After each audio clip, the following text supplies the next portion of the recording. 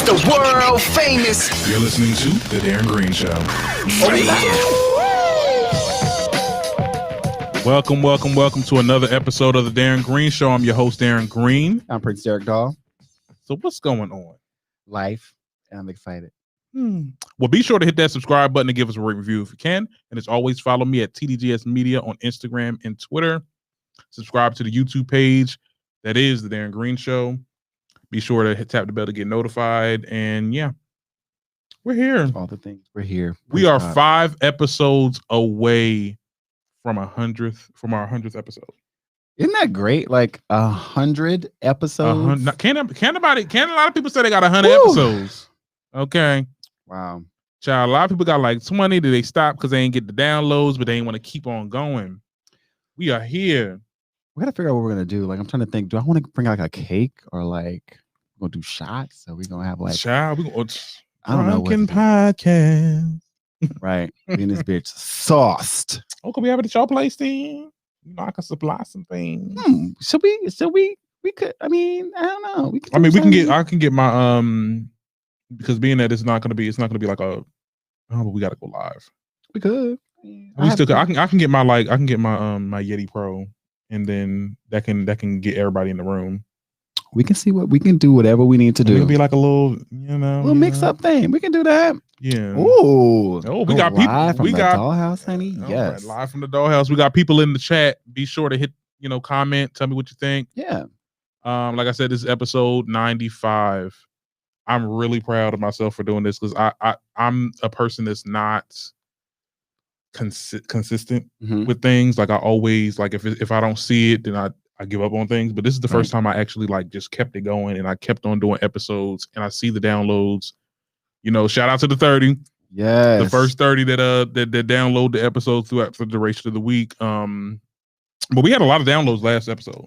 Did we? Yeah. And I actually listened back, and I don't know, you ever get it? Like, I feel like as content creators, like we look back at our stuff and it's like, oh my God, this is like really bad. But then I looked at it again with a different mindset, and I'm like, oh, what was I saying? Like, this shit is lit. Like, yo, it's litty. It's litty. Okay. Because you're comfortable in what you're doing now. And I think that, we have fun with the topics we talk about. We get passionate about our different perspectives. And I think that's what people like. People want to be able to engage in conversations where their opinions will be heard, whether it's to them or to you. And just vibe, because this is how we're supposed to talk and get things out and just enjoy the world that we're in. There's so much crazy shit going on. This is fun. I'm glad that I get a chance to escape every week to just dibble and dabble. I think it's like every time we record, I feel like it's like a holiday. It's like the Darren Greene Show day. Like it is. I get really excited, talking about the topics and reaching out to the folks. To the people. We're here for the people. If you are listening live, be sure to share to your friends, to your timelines, whatever. We are on Periscope, we're on Twitter, we're on YouTube. Just trying to grow our little show. You get what I'm saying? We're everywhere, honeys. We're everywhere, honey. But what is going on? What was going on this previous week with you? This week has been relatively quiet. I don't think there's anything really new with me besides, I know. Yeah. Instagram got a little lit. We gotta get into it. Monday. Do we? Yes, because it went public. Hello. Yeah. So Monday. Oh my God, I can't believe I'm saying this out loud. So Monday, my boyfriend posted a Man Crush Monday story. And I was like, oh, that's cute. And then I got notifications from some of my friends who follow him or whatever. They're like, yeah, like, what are y'all talking about? I thought they were talking. I had literally just made a post about my music. Right. So I didn't know what they were talking about. And they started dropping his hashtags, and I went to Instagram and saw he had made a post, like a post on his main page. And so I was like, oh shit, we really are public now. Well, and then I made mine, and it's just been like a week of, congratulatory messages and, people,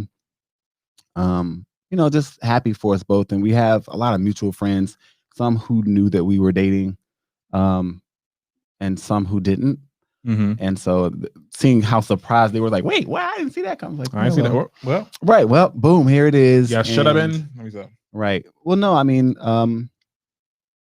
I think it's a beautiful thing, especially during all this shit that's going on, that people got some bit of joy and like some hope. I saw a comment on Instagram where somebody was like, wow, there is hope, like there's so much happening. And even during a pandemic where people are literally battling anxieties and going through these feelings of being alone and isolated, and so I do feel really blessed that this year, when it seemed like everything else around us in the world was like crumbling, this has probably been one of the most exciting and rewarding years I've had in a long time.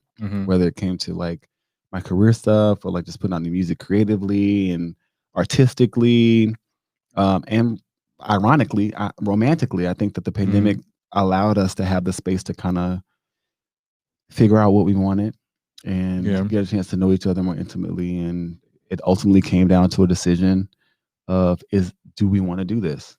And he was like, you're my person. I was like, well, I'm proud for you. I'm happy for you. I'm happy for you. I love to see love go on. Love to see love in the same-sex relationship community. Okay. I love love anyway. Like just anybody, just being able to love. Because it's a stigma behind, same-sex relationships. Like, is it last, or is they be hating? It's gonna last, but I think that's any relationship at this point. I think for two people, and I think as an advocate for LGBTQ, our community in general, we have this idea, and I think I've spoken about this on the show about how we have this feel for instant gratification. There's so much going on OnlyFans, and you got freak Twitter, and you got people hopping in your DMs on Instagram and thirst trap and all this kind of stuff. Like, to be able to come to a point where you're like, actually, I can. It's there, but to disengage, like, no, like what I want for my future is I want something stable. I want to be in a relationship that I can build, like I can build something in and like be secure in without all that other stuff like being in the way. And I was like, for a while that I didn't think I was gonna find that. I didn't, honestly, and I kind of gotten okay with it. Like, I mean, this generation is just like I'm not gonna say this is like the whole generation or anything like that, but it's like we're more open to different things and different types of relationships. But marriage or having a life partner is not a big thing anymore. Like, people are not. I mean, I think that people are, but I think a lot of people put up this facade, and I think because they've been hurt by other people, so they hurt other people. And those hurt people hurt other people. And it goes in a cycle. And and sometimes it takes a while to break that cycle. Like I've been single for 4 years, and I can honestly say I was a hurt person, and I don't know if I was intentionally hurting other people. I try to be conscious of my interactions with folks, and very conscious of like I won't say the story I want them to take away. Like, I don't want people to walk away from me feeling worse or anything than they were when they engaged with me initially. But it is true. Like, there are a lot of people out there who are walking around with unhealed traumas. Like, I know there are some things that I'm still working on. That I think I said it today.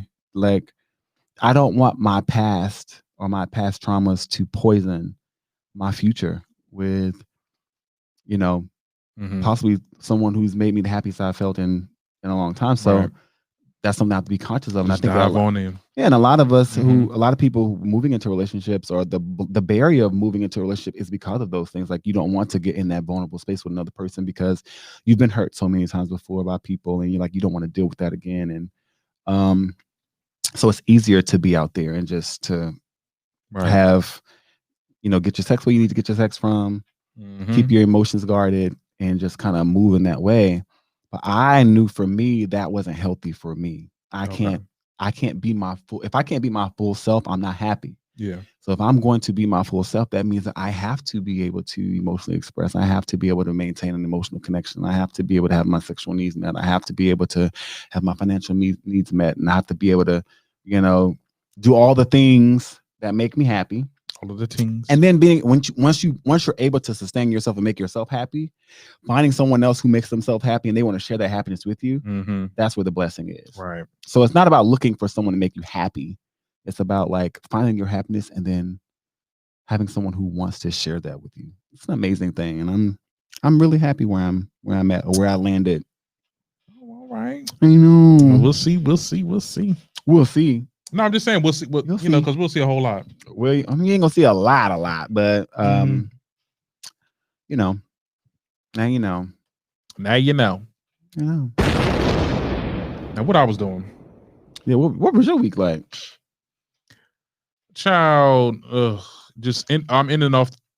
I thought I heard something. Anyway, I'm ending off the semester. The semester's going by really fast. Oh, yeah, might I add. We're like a couple of weeks to go, and you know, I was trying to start new things. I started a low carb diet. Oh, you cut out bread and potatoes and stuff? Yeah, I've been trying.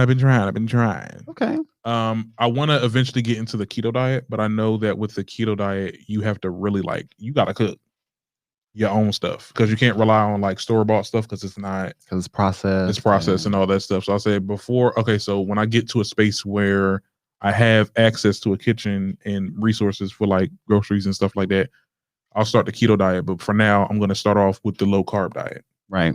Just eating less carbs, trying to get rid of those breads and not eating them Pop-Tarts because them Pop-Tarts come handy. Them things come in handy. I got a Pop-Tart in my bag. My biggest problem is when I come home because it's like, grandma cooked and, she made this and that. And this, you don't want to miss out on grandma food, child. Right. So it's going to be tough, but I want to do this not only because of vanity, because I want to lose weight or anything like that, but I do, notice that I've been, when I eat stuff that's not like good for me, like you feel it. Like you feel like when I eat, like, for example, like I was eating salads today, this week I meant, and my stomach, my body after, sometimes we eat something that's bad, like you feel it in your stomach, like it's like, ugh, like you get the bubble guts and all that. I'm like, I don't really like that feeling. Like, I like, after you eat a salad or something that's healthy or less in carb, like I feel better. Like it doesn't, you get what I'm saying? Do y'all get what I'm saying? I get what you're saying. Yeah. So I'm just starting to, like I said, do this low carb diet and see where it takes me, I guess, essentially. Well, I hope that you get where you're going and you meet your goal. Just stay committed to it. If you commit to your diet like you commit to the show, then you'll be fine. Yeah. Yeah. I commit to this damn show, child. Look, honey. Like I really think about our show like 5 days. Like it'd be Monday. I'm like, oh my God. So wonder what we gonna talk about. What, like, how are we gonna address this without, it's cool. Yeah. So yeah, you're right. All right. Well, look at that. Well, it's been a week. It's been interesting week for us all. Yes, it has. Since last time I saw you, actually the next day, we finally got who was president. Who was going to be our president? Thank you, Lord. And it was Biden. Woo! Bang bang. Trump's head exploded. We love to see it. We loved, huh? That was Trump's head exploding. That was Trump's head exploding. Exactly. Like we said before. Yeah, he won. And yeah, Trump's head exploded. And he wants to recount. He wants all the things. He wants all the things with no evidence to support his claims, but he wants to continue with the recount. So he made Georgia recount, or he's making. I mean, all he can do is file a lawsuit. Most of them have been getting thrown out, but to appease him, the Secretary of State and the election officials they ordered a recount. They're going to recount all the votes by hand. What I'm hoping is that when they do that, they find more Biden votes to extend his lead in Georgia, because Donald Trump is just proving that he's a sore loser. And I think that the people that buy into this whole, it was rigged. Wait a minute, it wasn't rigged when he ran and won last time. It wasn't rigged. Hello. When it was proven that there was Russian interference in the election, it was proven. Like there was evidence that it had been. I mean, he fought for that claim that there was, something going on with the votes. It was an rigged. Election if that we he lose, won. it was right. So if it was rigged now, it wasn't rigged when you won. Okay. And also, like, I think that it's kind of weird for like Trump supporters at this point to kind of fall into this, like, it was to echo what he's saying when there is no evidence of widespread fraud. However, there are 26 women that have accused him of sexual assault with evidence, and y'all don't believe them. Check yourselves. You're going to jail, Trump. that way. There's so many different legal things he's gonna have to face once he get out of office. I Child. don't think any judge, even the ones he appointed, I don't think anyone's gonna take any of this election stuff seriously. What he's doing is very petty. He is trying to cripple the next administration by not allowing them to have access to a smooth transition. And he gonna act an ass on that inauguration. I don't think he's coming. I don't think Donald Trump this is an embarrassment and a blight on his legacy, because I feel like him running was to get back at Obama for what he said at the press dinner. And he don't even let them have those anymore. And so you're lucky I didn't run against you, because you would have been a one-term president. I'm like, ooh, not foretelling. Barack Obama won both his elections. Anyway, so, and that's probably another thing. Like, if I was Trump, I would be embarrassed. Like Are you not embarrassed? Yeah. How embarrassing? This is very embarrassing. This is very embarrassing. Are you not embarrassed? I would be embarrassed. He is embarrassed, honey. Like, you seen them photos when he was walking out the White House and stuff. I was like, oh, sis is tight. He is upset. Well, but whatever. We just ready for you to go. You and your family, they can go, and your supporters can. What they were telling us: if you don't, this is America, and if you don't like it, you can go. You can go. But no, we just want to be safe. Like, I think that's what it is. Like, Joe Biden and Kamala won. What do you mean about safe? We just want to be safe. Donald Trump he's not the picture of a safe America. Oh, okay, yeah. I thought you were talking about like the MAGA's response to this. No, we want to be safe. Like, we want America to be responsible. We want to appear to be respectful. Like, if that's the future we want, we need to have leaders in place that are going to lead by example. And Donald Trump doesn't do that. Donald Trump is like the hubris and arrogance, all the negative traits of a bullying nation. And that's not who we want. That's not who we want to be. Anymore. We don't want to represent that. And America has voted like 75 million people. One thing I noticed when we all found out that Biden won, we've seen people in the streets celebrating, and it's just like it's different fractions. People with rainbow flags. I seen like a couple of BLM, Black Lives Matter flags. Like, they all came together and was dancing and singing and stuff. I was like, oh my goodness! I was like, oh my God, this is unity. You get what I'm saying? We wasn't like this for so long. I mean, we just been fighting each other. People were dancing in the freaking street to get rid of this president. America has never. He was bragging. We've never seen this before. America. We have people with Trump flags, 90 cars, 90 miles, caravans. Like, yeah, and you also had that many people out. You ain't never seen this many people out in the street celebrating the downfall. This is like watching another country when their dictators get removed. Oh, hello. It was like the message. It was the ending of Star Wars, honey, when they killed the Emperor, and everybody was everybody was happy and stuff. It's sad, but where he gonna go? Because he ain't gonna stay in the country. Well, hopefully he leaves and never come back. Go ahead. The Republican Party wants him to help go live with your boy Putin. Because they best friends. Yeah, Putin said he's stepping down. He got Parkinson's, child. What? Oh, I heard about that. I was like, you get a dodge now. You didn't change, but they changed the law in Russia so that he could be in power for the rest of his life. Once he steps down for president, he could be in a different ministering role for the rest of his life. I thought it was weird too that they call him president. I'm like, oh, I thought he was a dictator, but okay. Well, he's that leader. I mean, y'all have a democracy. I didn't know that. But anyway, whatever. Let's stop for it because Russia be rushing. We do have some Russian listeners, honey. That's fine. We love y'all. Yeah, we love y'all. We pray the best for all of you. Wherever you're listening from, we thank you for listening to us, and we pray that you are safe and that the world gets better for you too during this pandemic. And for other people are making the best of this pandemic too, because a lot of the people that we cover aren't even able to go make money like they used to anymore. They can't do concerts or live shows or Broadway. So what's going on in the world of entertainment? So they got to do other stuff. Like what? On that demon time, I might start our OnlyFans. So Chris Breezy started an OnlyFans. So did Mario, the R&B singer Mario. Are they gonna be dropping dick or not? Because that's what the people want to know.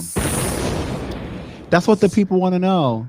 No, because let me tell you something. I seen this on somebody else's page on Instagram. I'm like, oh no, they fucking lying. I know Chris Brown, not Chris Brown. Well, we've already seen this penis. It was on Twitter 5 years ago. Remember? Yeah, but child, I don't know. You know, we in this OnlyFans climate now. It's just like so much stuff that's on Twitter right now. It's like we want more, like, and all the time. You get what I'm saying? So it's like, yeah, it's given very much that. I was supposed to start my OnlyFans last month. I mean, I'm here for a breezy. Damn. Oh well, yeah, that's another conversation. It's the simple fact that, well, damn, I can't even like I'm competing against celebrities now. Like I'm competing against fucking I ain't worried about Chris Brown and Tyga. Yeah, but I'm just saying, but for the money, I guess. You're like, damn, there was a time when OnlyFans was just originating, and it was just like regular people just showing their ass. But and they was making money. OnlyFans wasn't really for regular people. OnlyFans was always created for influencers. It was always for influencers to be able to give. But see, the porn stars innovated it. They transformed it, and they made it a more popular platform. Mm-hmm. But that's not what it was originally designed for. It wasn't originally designed for sex work, but they've been able to turn it, just like sex workers turned Tumblr and are now turning Twitter and wherever else. Like sex will be in everything. Mm-hmm. It is what it is. But the people want to know if Chris Brown's going to be dropping. He definitely will. I hope. I mean, he has 2 daughters, right? No, he has a daughter and a son. He got children. That's weird now. I mean, but they can't. I mean, they're young. They're not going to be long. Because I was talking to a friend. Some of these girls have children in their OnlyFans. Yeah, that's what I'm saying. I was talking to a friend that was thinking about doing the OnlyFans, but I was like, you got a child. Yeah, it's weird. Does Tyga ain't got no shit? Oh, he do got kids. Does he? He do. With Black China, don't he? Yeah. Have a kid with Black China?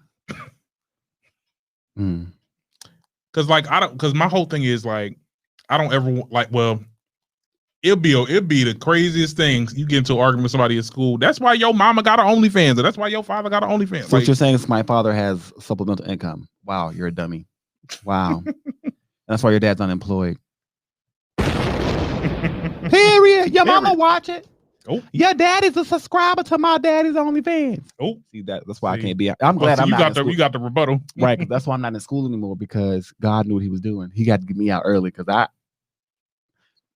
I'd have all the jokes. Not all the jokes. The jokes. But yeah, so good luck to Chris Brown and Mario. We love to see it. We love to see it, and we hope that it all leaks, because I'm not paying $20 to see Chris Brown do nothing. Well, nothing. Yeah. Well, I mean, nothing. Maybe like 1 month. Well, just give me your password. I'll log in under yours. First of all, child, this show might get on OnlyFans though. That's fine. Hey, but not like that. Not like that. I'm like, damn, you gonna be throwing ass for the right? Because we got someone. Anybody? Wow. Okay. The Darren Greene show for real. The Darren Greene show after dark. So on this special episode, no, we're gonna be. I was originally gonna do Patreon for the show, but I feel like I have so many issues with Patreon. If it's just good to have our behind the scenes footage of videos and have it on OnlyFans, I'm gonna start off having them on YouTube, but then we're gonna like, hey, come here, for this amount of dollars a month, and you can watch us behind the scenes and before we get into the show. Oh, that'd be nice. Yeah. You can get all the good tea then. You can get all the good tea, honey, because we talk a lot before pre-production. You're saying a lot of things probably shouldn't be saying. Yeah. Well, you get it all here. Right. The good stuff. The good stuff. Okay. But yeah, I mean, yeah, like you said, OnlyFans is not really only for like sex stuff. I mean, Cardi B's on it. She doesn't show her ass or any. Well, she probably does, but she doesn't in a pornographic way. Oh, okay. Yeah. You subscribe to Cardi B's OnlyFans? I don't subscribe to Cardi B's OnlyFans, but I'm just saying she got one. And speaking of Cardi B, sis had to apologize. She did. Now, as y'all know, she had a sneaker deal with Reeboks. She did. And the theme was what? So the theme for her last shoot, the theme for her last shoot for, was it Foot News, something like that? What's it called? You mean Reebok? No, the actual. Hindu. No. The actual magazine. It was a cover for Footwear News, I think. And she was dressed in like this, it was like a red thing, and she was like posed as Durga, who was like a Hindu goddess, with like the different arms, like the y'all done seen the thing with it.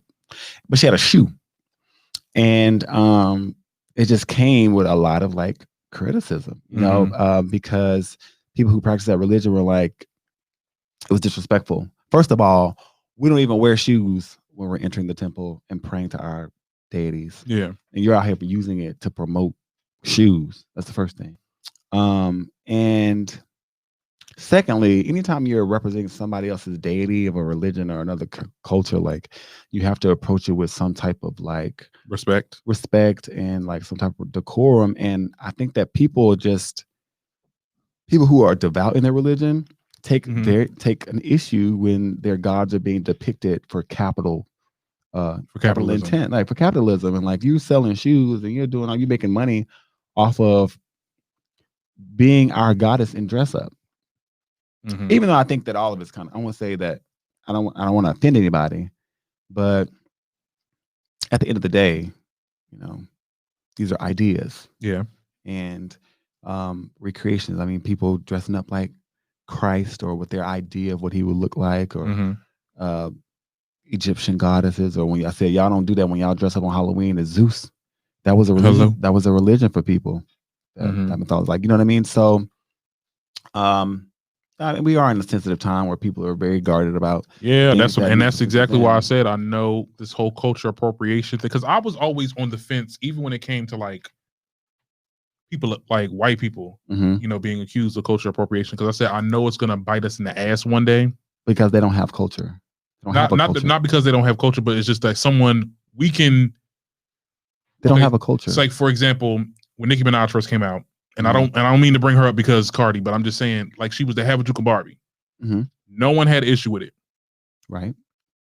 But now, when she did Chun-Li, there were murmurs of like people like, "Oh my God, that's offensive! That's offensive!" I'm like, but see, that's y'all's generation. That's because we like I said, we're in a sensitive time. Yeah, and it's because we're more aware and we don't want to offend people. Like, and I think that's a good thing for us to have that inside of us. Like, I literally had a conversation with my boyfriend and his friend a couple of nights ago. We were talking about my fears of the M word, which now we refer to as little people. I was made aware that you can't say the M word anymore because it offends them. And I was like, okay, well, little people.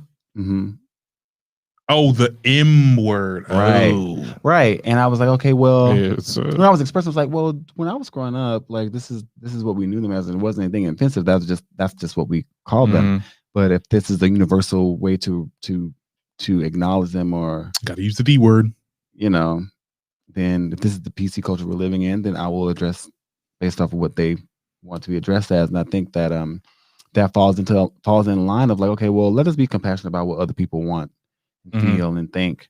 And I think that as Americans, sometimes that can feel restrictive because, like, well, damn, I have to monitor everything I say and do now because if you offend you offend the wrong person, or you offend the wrong community, like, God bless comedians because they are really in like comedic type of content, because I think that's my saving grace. Like, I'm like, well, what I'm saying is it's supposed to make you laugh. Like, your gestures are supposed to make you look at the world in a different lens and make you laugh at it, laughing at your pain and the things that can be so terribly wrong with the world, and make you digest it in a different way, in a way that's palatable to you. And I think that for things like this with Cardi B and other artists who are really just trying to go out there and make their money and create their art, you know, Cardi ain't know what she was doing. She just thought it was cute. She probably was like, "Oh, this is gonna be cute. This is cute." You know, she was Medusa for Halloween, so you kind of already exactly. But that's what I'm saying. Like, she was Medusa for Halloween. You didn't hear the Greeks saying this is disrespectful to our goddesses. Yeah, but Greek mythology is a little different though. It's mythology, and it was proven that it wasn't. When the last time you saw a woman with 6 or 7 arms? When you seen it? I'm asking. Okay. Exactly. It's all mythology because you weren't there. You ain't never seen none of these people. Well, it's just like somebody trying to be like, we don't know what God looked like, but somebody trying to dress up like God. That would like offend a lot of Catholics, a lot of Christian people. For what? Like, you don't know what you look like either. But see, that's just my opinion. That's my opinion. That's my opinion. And I'm just like, you know what? I think that people when it comes to religion, people take ownership of these things as if they created them. And it's like, you didn't create God, you didn't create Jesus, you didn't create Hindu, you didn't create Buddhism, you didn't create none of this stuff. you can hide it in your heart. You can have it in your heart and be part of who you are and not what you identify as. But trying to police it with other people is just kind of weird. I just think it will get to a point where we can't do, like, people cannot do anything anymore. Like, child, like, it's, even when it comes to, like, because I used to watch Family Guy. Mm-hmm. And I remember they made like a thing. They made a joke on there. They was like, "Oh, we what's the? It was a stick. It was like talking about like, oh, we scaled back on the gay jokes or whatever." I'm like, but why? It was funny. Yeah, that's what I'm saying. Like, I don't think I was ever offended. Like, it was. They never said nothing that was too out the way. Like, I never got offended watching a Family Guy, even when they talked about the black jokes. You get what I'm saying? Right.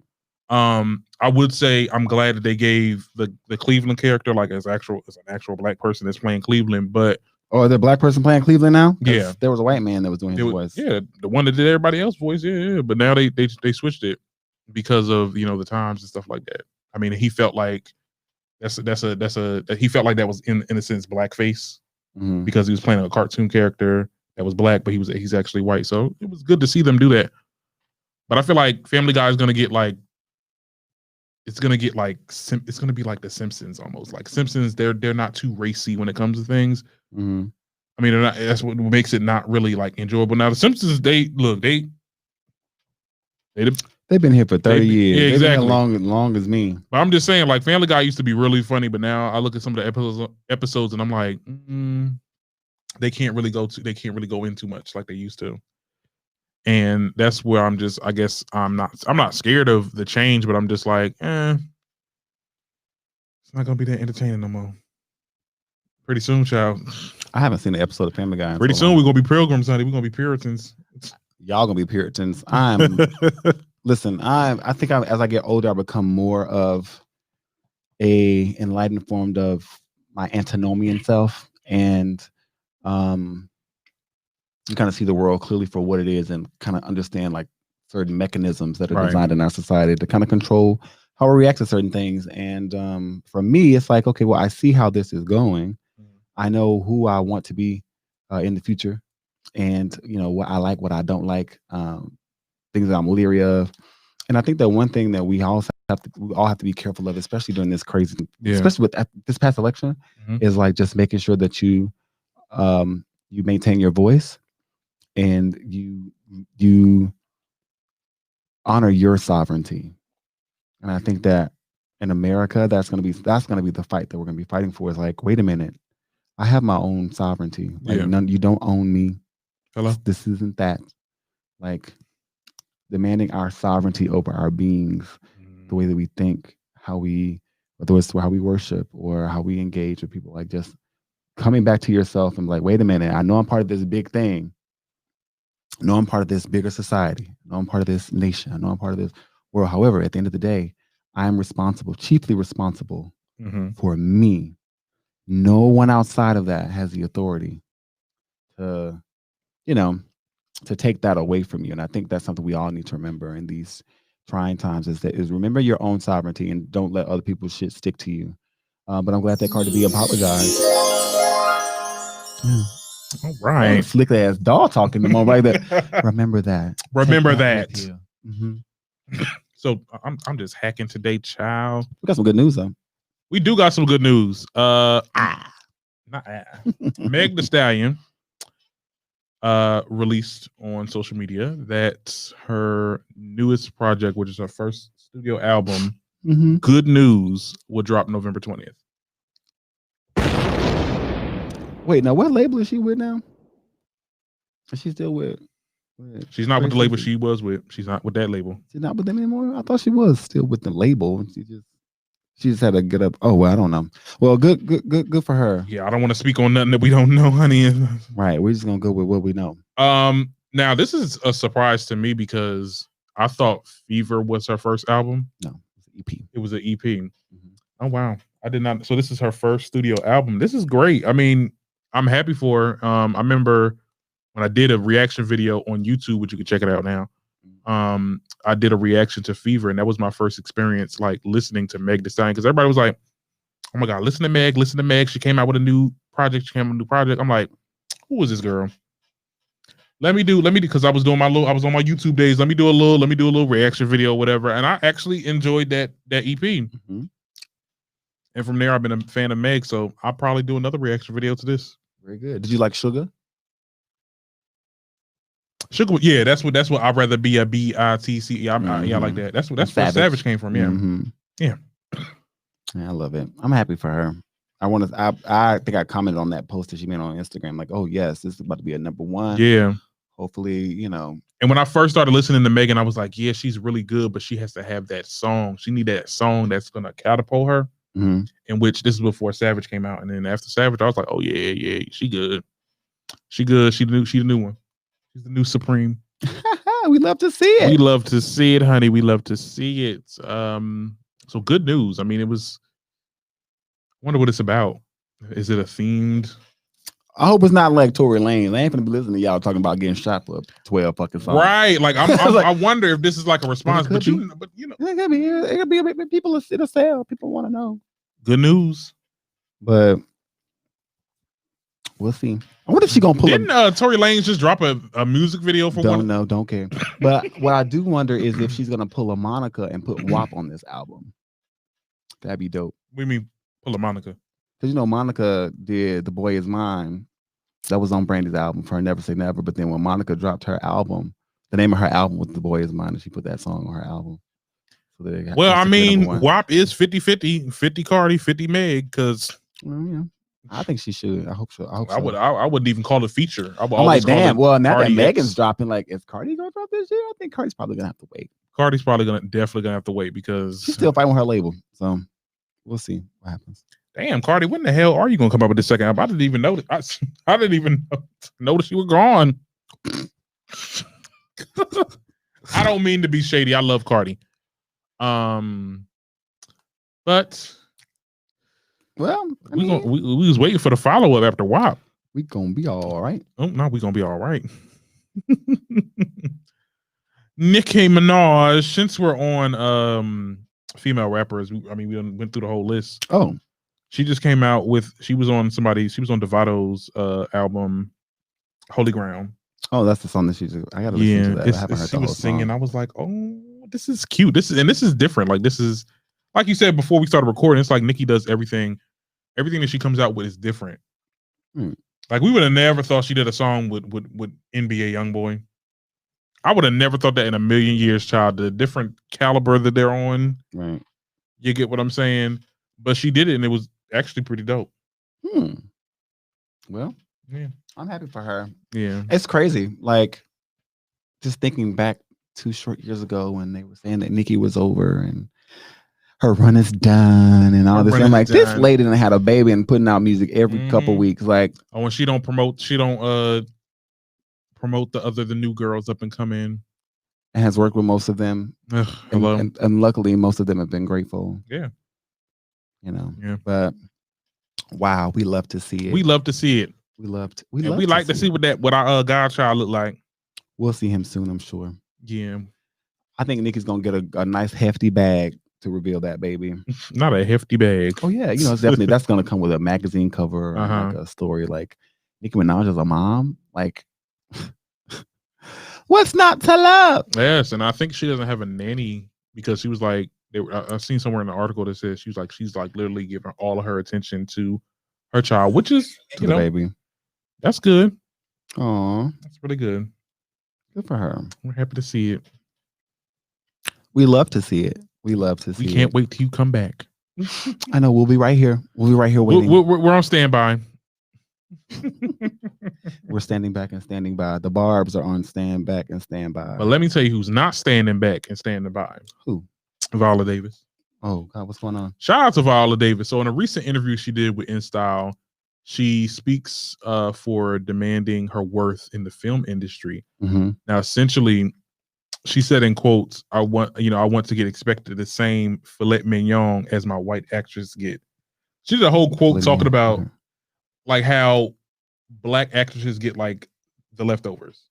Or leftover roles, like leftover roles. And this is like the third maybe time she speaks out about this. I remember she talked about how, if I'm the black Meryl Streep, I need to get paid. I need to give Meryl Streep's money, and I need to be looked at as one of the leading female actresses. I think. And we look at Viola Davis; she is a exceptional. She has the range. She has the range.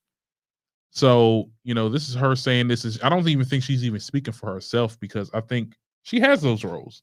Like I don't think she has any leftover roles. I think maybe she thinks whatever role she gets, she makes it her own, and we appreciate. Yeah, and I think that.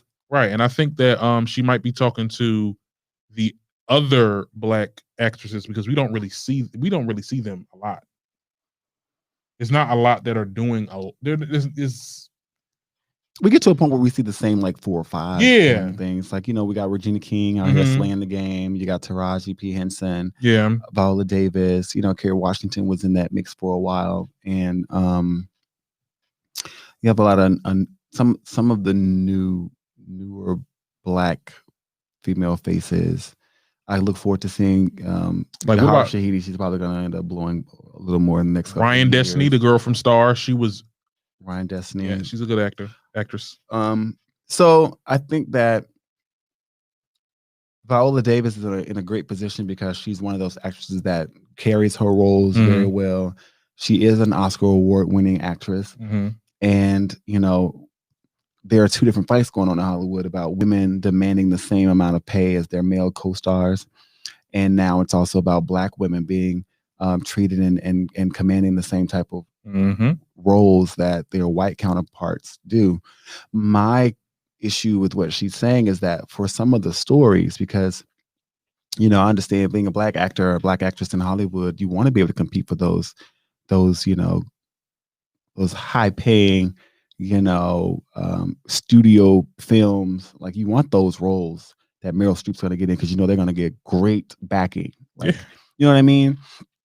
And you want to be in those roles and be considered for those things. However, as a black actress, like when people are writing things, some people, the writers for those studios, they consider your race for those movies. They consider like, well, if we cast a black person, this now goes from it just being a love story, or it goes from it being, a story, just a story, to now being a race story about an interracial couple.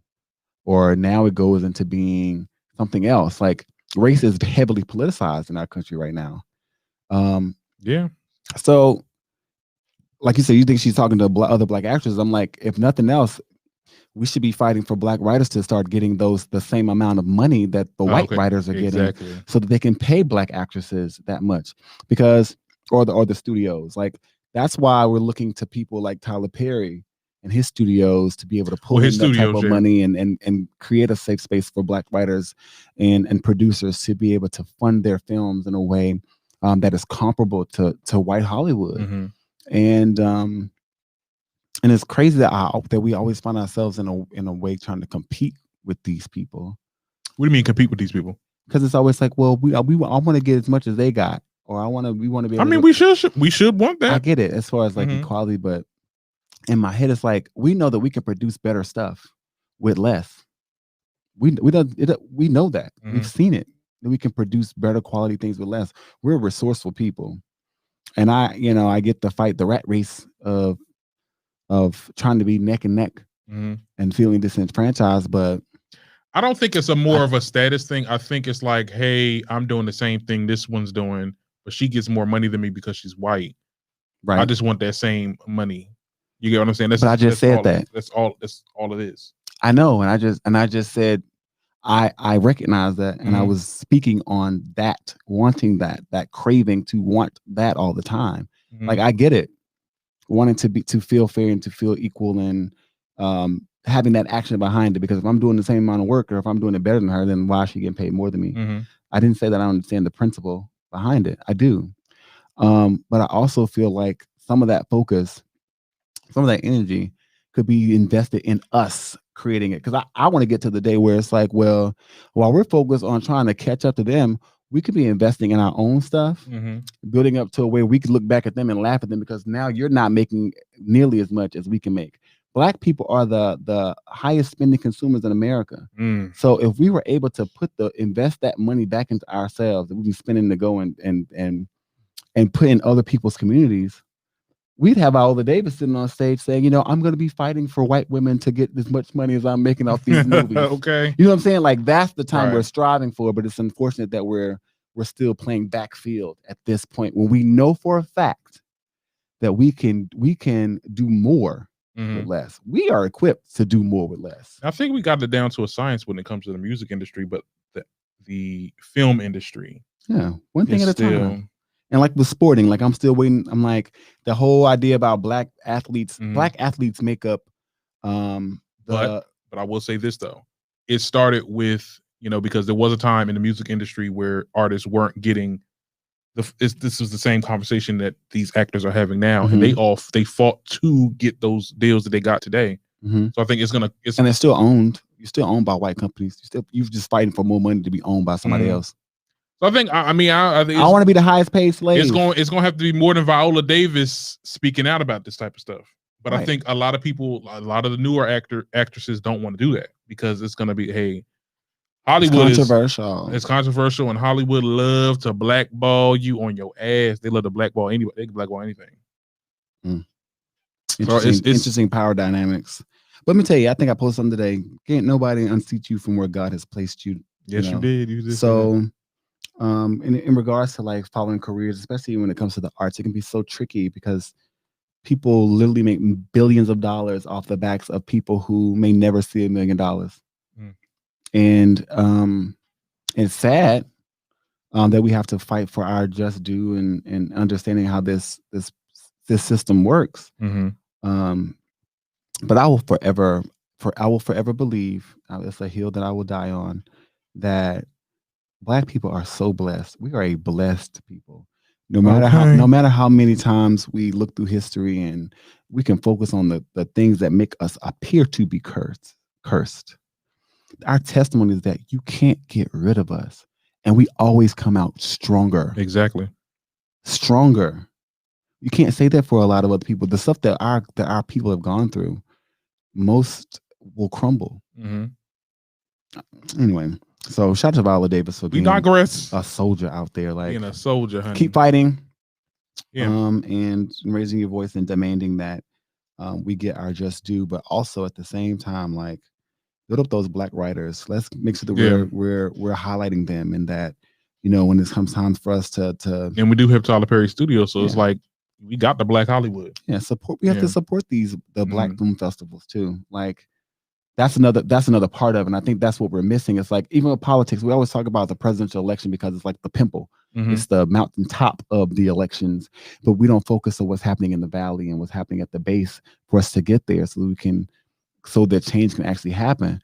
It's not just about what happens at these major studio movies and these artists, these actors that are signed to major studio deals. Like we need to make sure that we're supporting Black theater locally. We need to make sure that we're supporting these Black art schools. We need to make sure that we're, helping and donating to these scholarship programs that allow Black kids to take summer school or take acting classes or take dance classes or take these things. So that's where it starts. We have to start at the bottom and build up our foundation so that as they rise, there won't be anything to be said because there'll be so many of them to choose from. You'll be like, damn, I got to figure out which Black actress to pick now. And not just rotating the same 4, because you have so many talented Black men that can dance, so many talented Black women and a multi-raced people who have these same talents and sometimes better. Give them the coin. Give them the coin, honey. Give them the coin. Yeah, it would be nice. I mean, it would be nice to be acknowledged in Hollywood, though. I mean, it's something that I know a lot of actors hope for. Yeah, I spelled that wrong. It's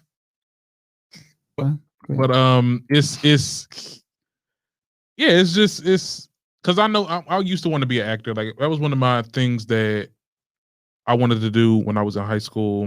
Didn't have the resources, but that was one thing. I wanted to be in Hollywood. I wanted to go to the Oscars, get an Oscar and all that type of stuff. Like, but you know, once you get there, with some people, it's hard to get it because a lot of like you said, a lot of directors aren't hiring Black casts because the stories that they make, it's not for Black people. Not particularly for Black audience. Yeah, it's for the majority. And if I add a black person that's a main character on it, then I have to do research and because that's really what it boils down to. Like, you got to do research on this character because you just can't have these characters aren't one dimensional. That's one thing my screenwriter teacher told us this semester. As I'm writing a script, I'm actually writing a script for a movie. And it's like your characters can't be one dimensional. Like, you have to really explore. You know, you have to develop them, essentially. So it's It'll be nice though. It just would be nice to be acknowledged. That's all. This is all I'm saying. It's coming more, but I feel like we won't be. I won't say that we won't be satisfied, but I think that over time, we've seen that there have been some progress there, but we still have a long ways to go. Yeah. Yes, we do. So what else is going on out here? You heard about this damn reality, this Real Housewives of Salt Lake City? Yeah, I heard there's a new franchise coming out. I saw one of the girls, one of the wives, who went live on Instagram the other day. Yeah, and like one of the cast members, Mary Cosby. She's people are talking about her a lot because she talks about her storyline of it was not a storyline, but the fact that she married her step grandfather. What? Yeah. Like, she said that it was in her grandmother's will that she married, that one of her granddaughters married her husband. Her husband. To do what? No, marry. I mean, like, marry. To marry, like to have a baby, or like to just what? To what? Oh, just to take care of him. Just to take care of him and stuff. Like, they were Mormon. I mean, this is a Mormon cast. So, and it's not to disrespect the Mormons out here that might want to listen to this podcast. You know what I'm saying? We talked about this earlier. Yeah, right. Because they'd be like, "Oh, you're disrespecting." No, child, this is disrespectful. I wish I would. Can you? Well, I mean, whatever works for people, whatever works for you, boo. I wish my child. Culture is something else. I think about like all the different societies and cultures in the world. I'm just thinking like, ooh. As weird as it is and as troublesome as it has been, I'm so grateful to just be an American because some of this shit just don't make sense. Hold on, we get American. Salt Lake is no, what I'm saying, just being American is because it allows us to engage with so many different types of culture. It was like, because there are places in the world where that's the culture. For like everybody's doing the same thing. You know what I mean? Like we're Muslim here. We all Muslim, or we're Mormon here. Okay, I got you. We're Catholic. We're socialists, we're communists. So in America, it's like there are so many different types of things that we get to kind of look at and be like, oh, well, that's different. Well, let me mind my business and do what works for me, because I can't even imagine. Can you imagine your grandfather dying and being in his will? You got to marry your grandmother, his wife. You got to marry your step grandmother. And it's like, huh? What? Hell no to the no. Hell to the no. But whatever works for you, boo. You can't even say it's white people shit because this is a black woman. It's a Mormon thing. Well, Mormon is white people shit. Black folks just got pulled in. Yes, we get pulled into everybody's shit. I don't like that. Shit. Wow, that's crazy. Child. Well, I mean, it's gonna grab a lot of people's attention. And this is good for Bravo because, like, we talked about the Real Housewives franchise and how it's like on that last little leg now. I don't know. Real Housewives of Potomac is that reunion. Now, Andy Cohen said that they recorded it for 11 hours. I believe it. They recorded in Harlem. They recorded in Harlem, child. You already know they fighting. Oh God, no, it's gonna be good. I'm excited to see how it turns out. Because we haven't seen Candace and Monique address each other in person since that fight. So I want to know what they're gonna be talking about. What's gonna happen? I'm gonna watch this.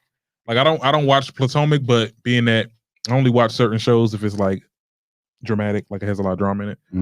But I will be here. I'll be glued boots. Right. And I cannot wait for Real Housewives of Atlanta to come on December. I can't wait to hear all about it.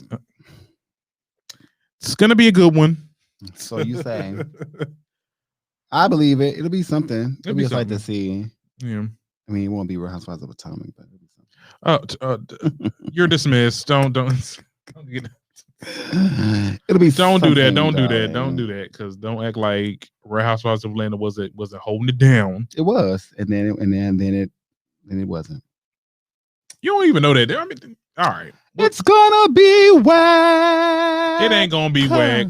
It's gonna be whack. Okay, we'll see. I'm telling you, it's gonna be whack. Well, you know what? Let's do a bet. Let's compare ratings. It's gonna be whack. We're gonna find out. We're gonna find out the last ratings for Potomac versus Real Housewives of Atlanta by the end of. Well, I'm not doing that. Real Housewives of Atlanta is a more popular show than Potomac. I'm talking about it's gonna be whack compared to where it's been. Where Real Housewives of Atlanta has been, it's gonna be whack. I'm not really. I like Potomac. I wasn't really into Potomac until like maybe last season. I wasn't in Potomac to that fight. I was like, oh shit. I'm like, oh, now? They not know when Candace and Ashley got into it and she had that knife, and I was like, oh shit, this is who had that knife? See, exactly. She be missing all the good stuff. There was a knife drawn. Candace said that? Candace had a knife. She was arguing with Ashley, and they pulled her away from her. I know we're not talking about. So I just cannot wait to see the hypocrisies come out in this reunion. I'm here for it. I'm gonna watch it. You should watch it too, and we'll react on it. Periana. And now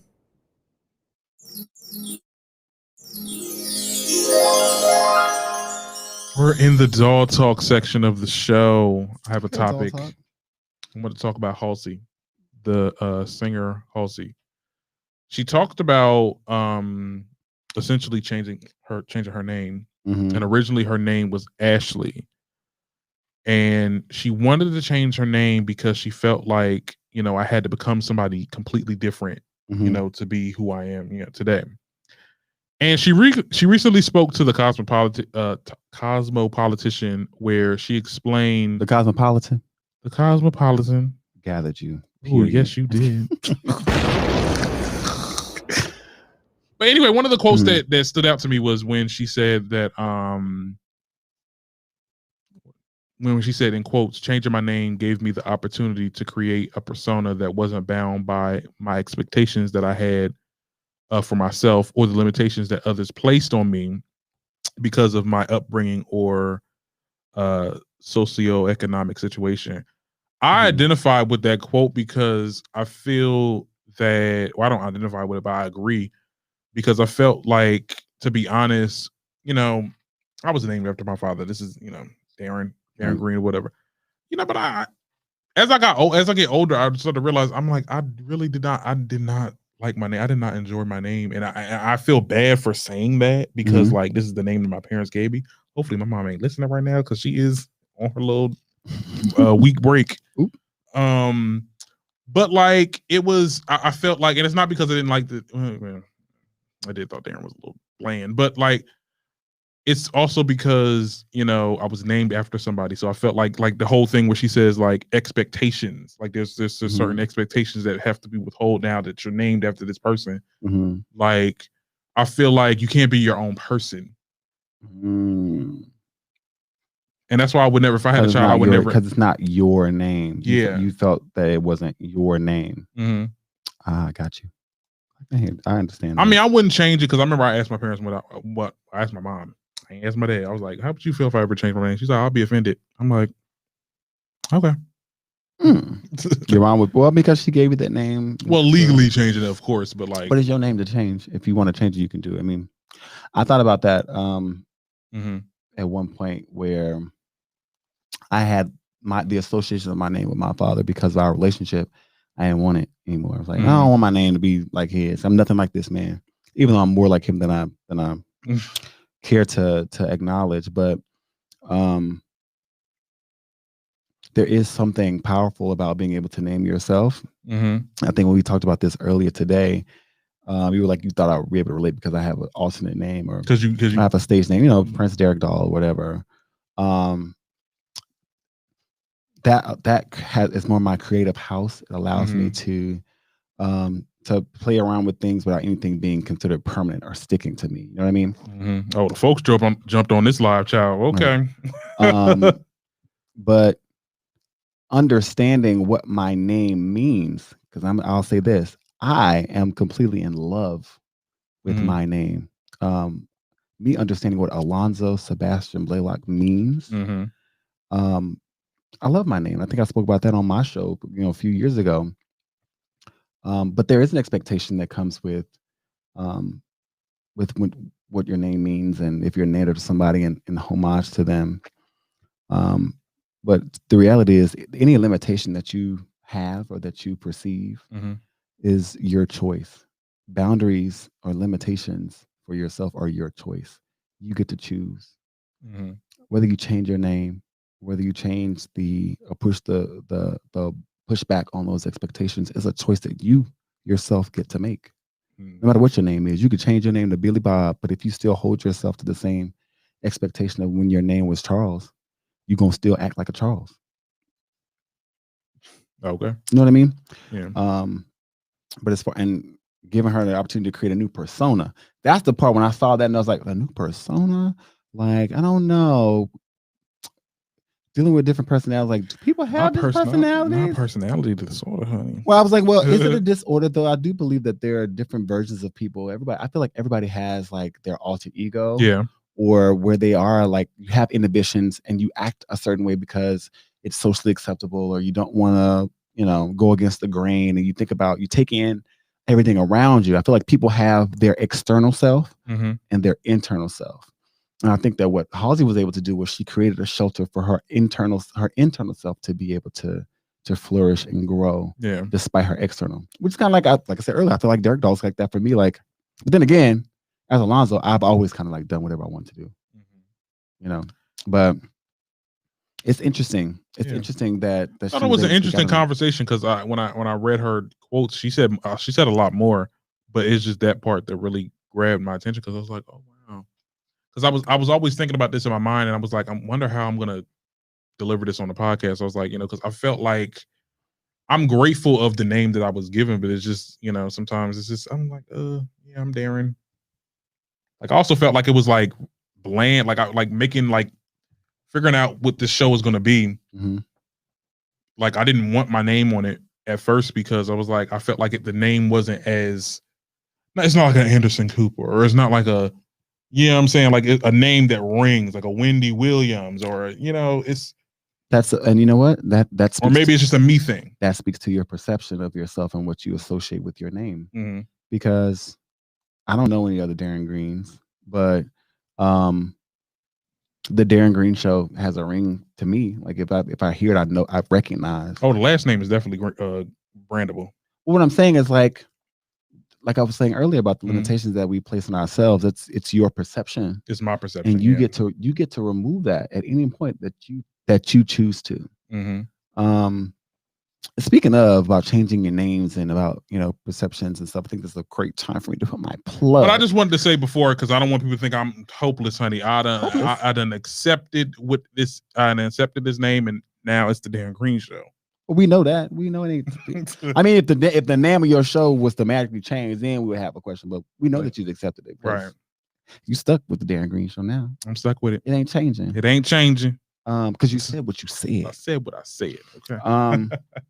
But yeah, about transformation and about being able to open yourself up to different possibilities and really loving yourself fully.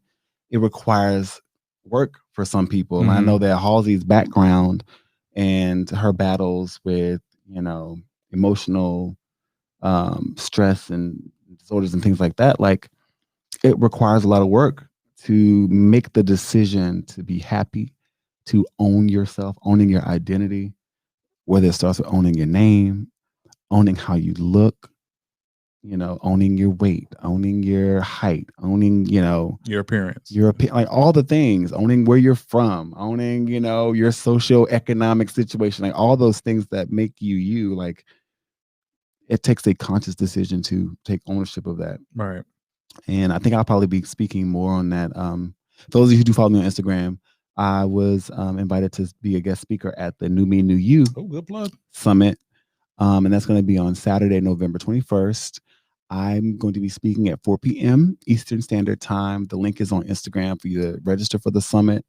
It starts at like 10 o'clock that morning and like ends at 8 or something like that. You're going to have different speakers throughout the day, and we're all going to be sharing different experiences. But I'm specifically going to be talking about my experience my experience being in and leaving or removing myself from a domestic violent relationship, and how over the past 5 years in that time, I've implemented like these 5 A's of transformation to kind of like bring myself into a place of healing.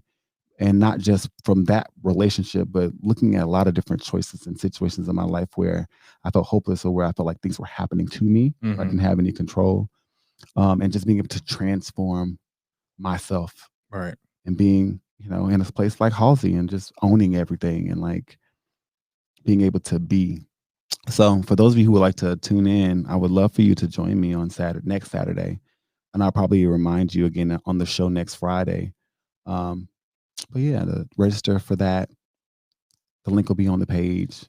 Because now this is our Oprah moment. Like, we're not just going to entertain you, honey. Okay. We're going to educate you and we're going to enlighten you and we're going to lift you up and motivate you and give you the things. Give you the things that you need. But yeah, so how old were you when you realized you didn't like your name? We'll go back to that because I want to know. How old was I? I think I was in... I always felt weird saying it. You know what I'm saying? Because everyone called me Nicholas. First of all, my family calls me Nicholas. That's my middle name. So I would identify with that. But when I went to school, people called me Darren.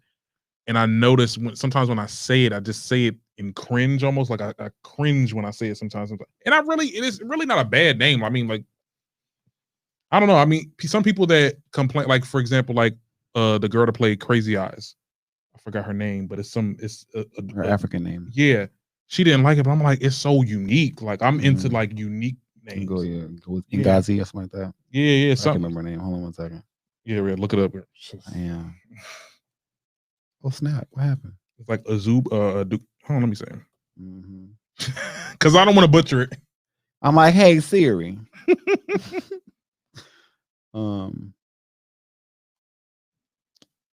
Hey Siri. I saw that she did a She spoke about it before.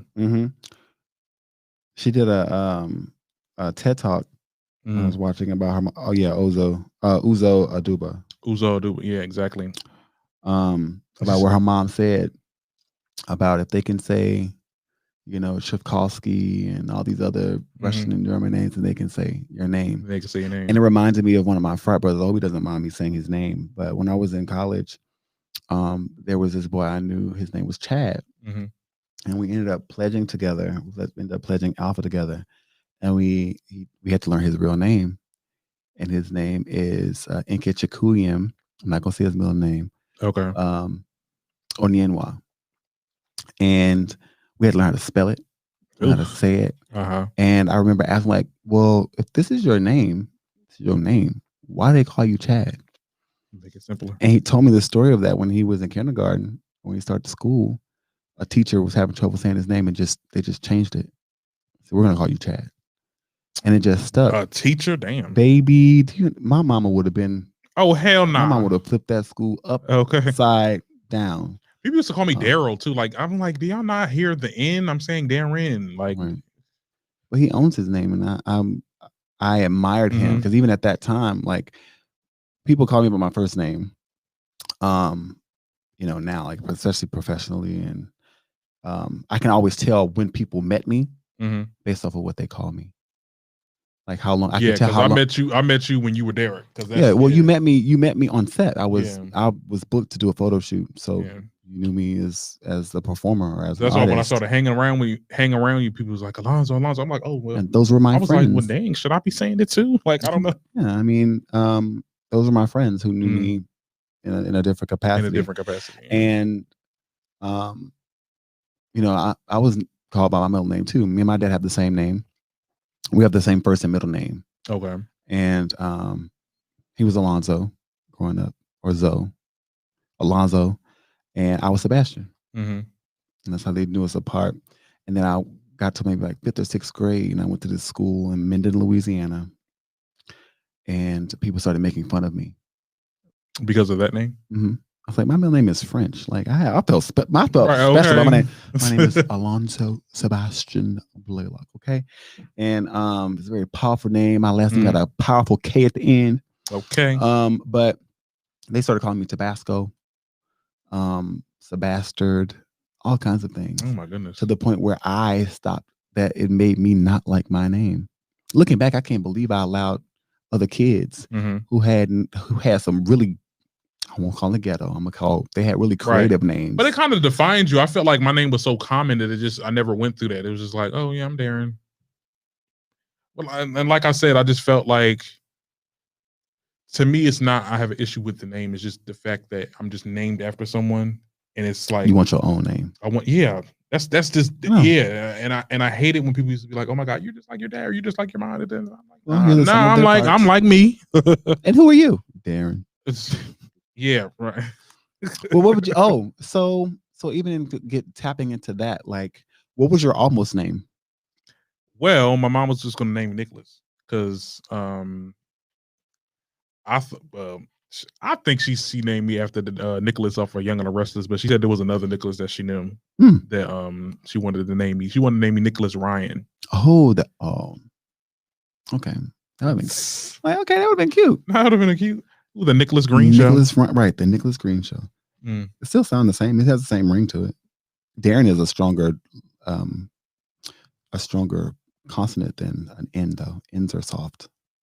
Nicholas Greene. The Nicholas Greene. Darren Greene. See how forceful the Darren Greene show. Yeah.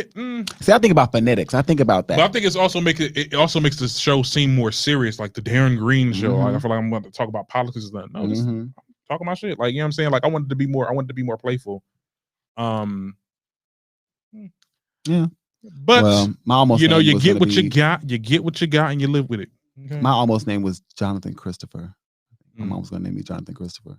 But the thing was, my dad wanted me to be a junior, so that would have been like the whole name. I would have been Darren Keith Greene, but they compromised.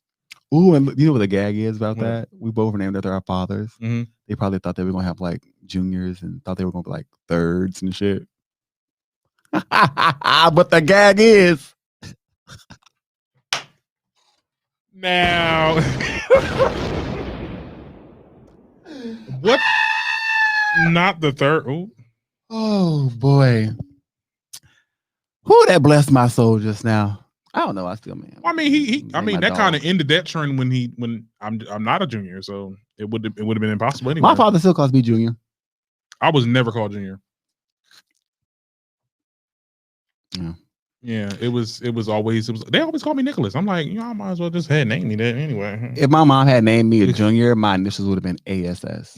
Nope. I'd have been Ass Junior. Oh my God. Yeah. My mom knew she was doing. Smart lady. But yeah, so for those of you listening out there, listen, if you like your name, keep it. Yeah. If you don't relate to it, change everything about your life, really. You can edit. You have a choice. We can edit our bodies. Your whole life is Photoshop and Audition. You can change how it looks and how it sounds based on what you need your reality to be. We're here for all of it. And this has been another episode of Doll Talk. Yes. So what you got going on for the weekend? What are you heading into? I'm going home because many reasons. I have been home since the beginning of the semester. I don't usually do that. Like I'm here. Like it's usually like the fourth weekend. I'm going home, but now I'm like, let me stay, and that's what I did.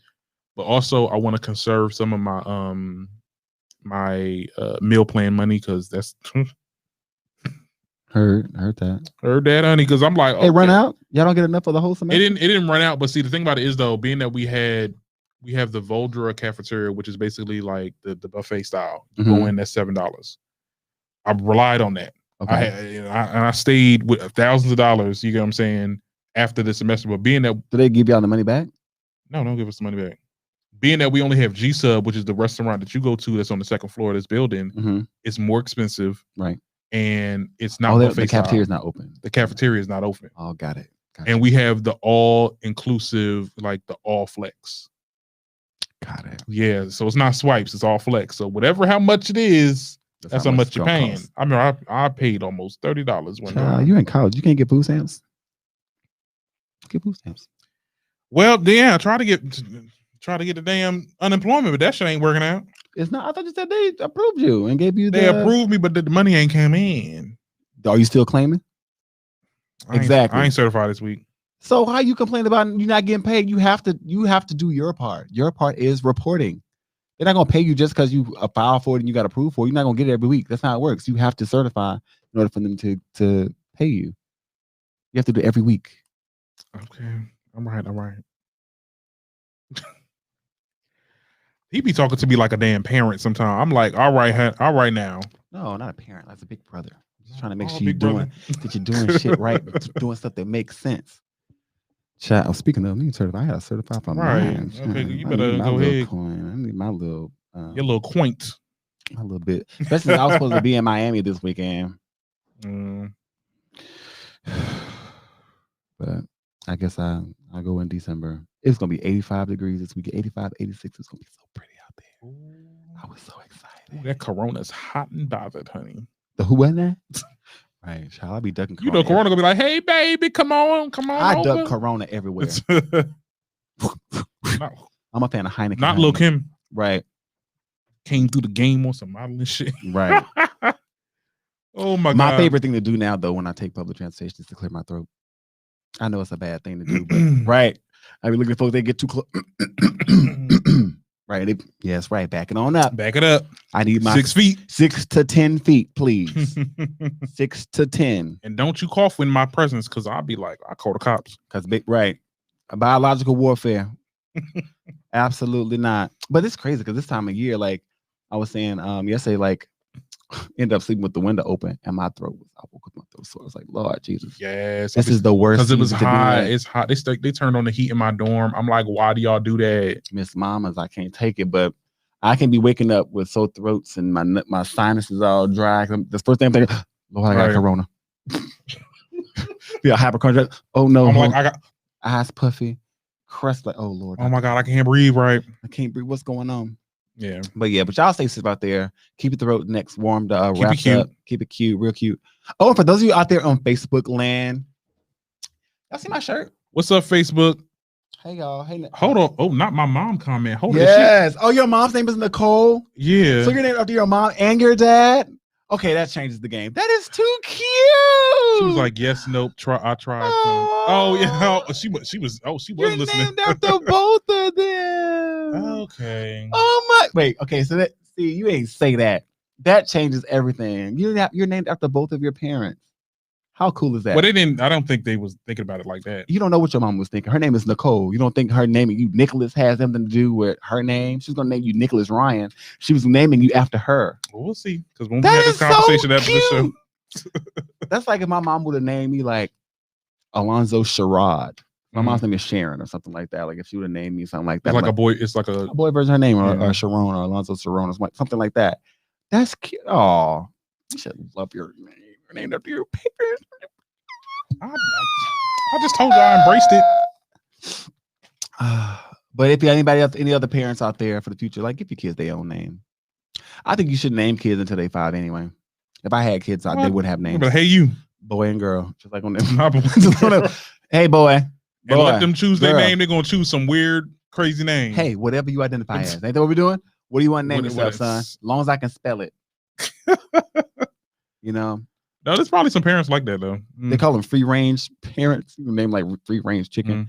Actually, no, but I really would. I would give a temporary or like I would nickname my child. But as I thought about it even more, like as you know, if I was to ever do that, like a naming ceremony, I can't even. First of all, I can't even come up with names on The Sims. Like I'm so indecisive. I'm like, well, shit. I couldn't do it for myself. I'm like, well, shit. What if I come up with something I don't even like it no more in 10 years? Change it. You can be like, I'll change it again. Name. Wow. We're going to do something else. We're going to do something else. We're moving in a different direction. You know, I don't like Paul no more. Paul, it's just so Paul. I don't like that. Ciao. Yeah. So anyway, love yourselves and love each other. Right. I think that's from Jerry. I think I stole it from Jerry Springer. Not Jerry. Not. Is this what this podcast have become? Not yet. I haven't thrown a chair at you yet. So. Oh well, we haven't got to that episode. We ain't got to. We don't know. By the 100th episode, we may get there, child. I ain't gonna rule nothing out. When the strippers coming? Well, my birthday is in April. We have people watching now. All the more reason for us to bring in the strippers. Child, well, y'all gonna be throwing for the OnlyFans content. So tune in. Right. $5.99 a month. Yeah, say that little $6. Be prepared. We need it. I want all your coins and all the things. All of the things. All right. Well, I hope you guys enjoyed the episode. Until next time. Oh, no. Before we get out of here, because I had started something, you stopped me. I was telling about my sweatshirt. Do you like my sweatshirt there? Yeah. It says live unapologetically. It's one of the rules / codes, tips of a heathen lifestyle. Oh. And it's brought to you by the Heathen's Guide to Life. Hold on. Oh. You see that? Yeah, it's clear. You all can get you a sweatshirt too with a lot of other cool sayings at theheathensguide.com. And shout out to the Heathen's Guide to Life podcast for supporting us as well. So yeah, that's a nice little plug. So get y'all one of these shirts. Okay, brand ambassador. You know, I try to do what I can do. I support people who support me. Hello? Bam. Boom. All right, guys. See you later. Bye. If you like what you heard, please don't hesitate to hit that subscribe button and give us a 5-star rating. As always, enjoy the convo.